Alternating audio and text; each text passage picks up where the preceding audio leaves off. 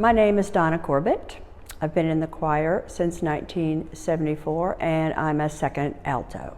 Currently, we have 45 or 50 people in the choir. Healthy, good sections all around. I've been so happily in the choir for so many years because it is marvelously fulfilling. It is a joy. Every rehearsal, all the people that we're with 2 hours on a Wednesday and 2 or 3 hours on a Sunday, the friendships, the marvelous selection of music, how the music ties in with all the services.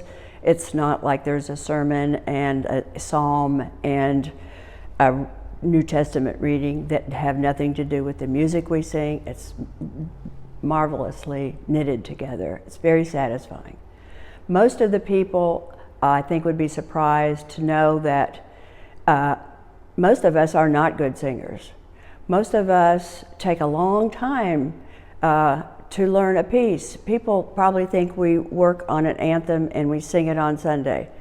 We, at rehearsals on Wednesday night, probably go through 6 or 7 or 8 anthems, work on them, maybe not even the whole anthem, part of it. So it's a matter of people who are not wonderful musicians, finally, by rote, getting it done. And that's lovely. Yeah, there are probably 12, 15 fine musicians in the choir. And then there's me and others. We are good, we can read, we are loyal, strong, always do our best, read music pretty well. And if you get to, on a Sunday, a place where you knew you never got it correctly, you just don't sing that part. The first time we came to church, my husband Lee and I, and sat in the balcony because we were babysitting with the John Rich children. So this is 1967 or 8. Tommy Weber was the minister of music. Pat McGahee and Lucius DeBose were the ministers. There were 12 people in the choir, and all you could hear was one really loud soprano with a huge vibrato.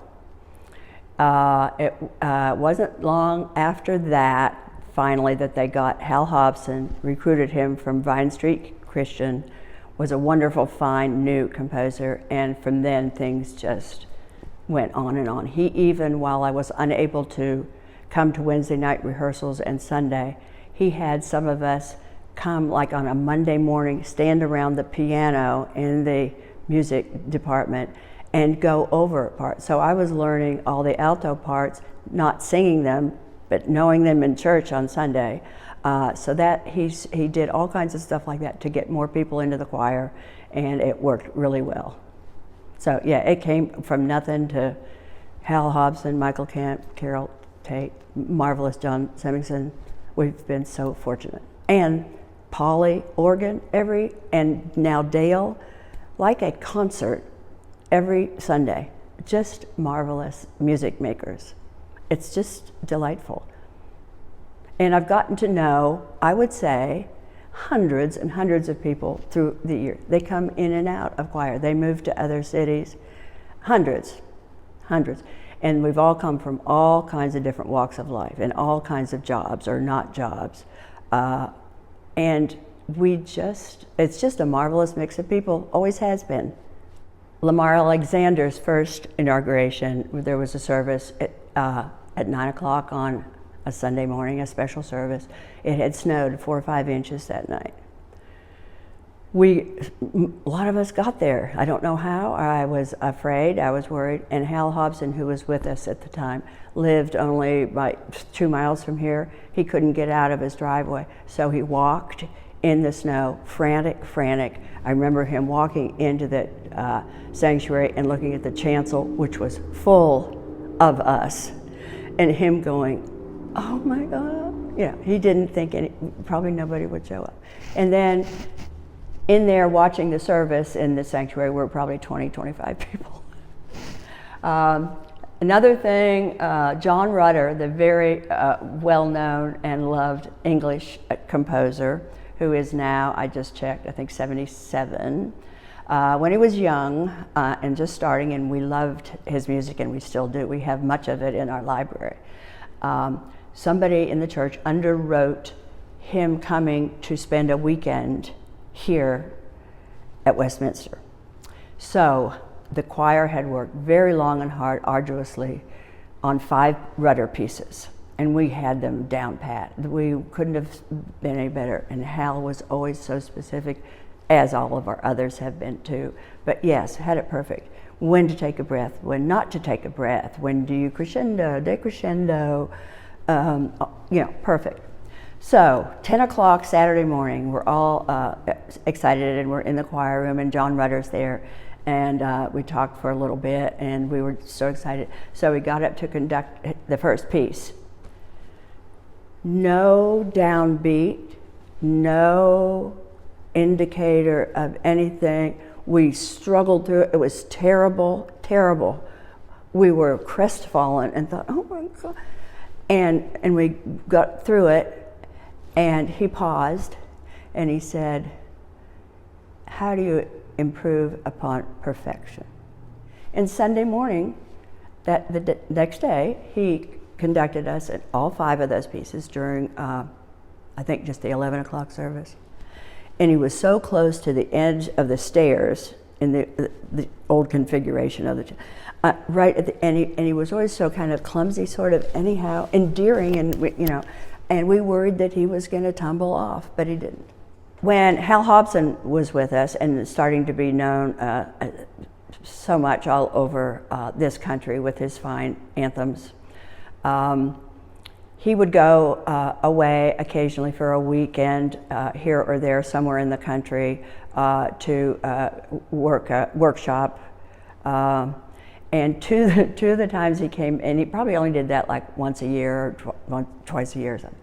He came back two different times and said, the first, when it was time for questions, the first question they asked me was, how do you get those parties that the choir has going?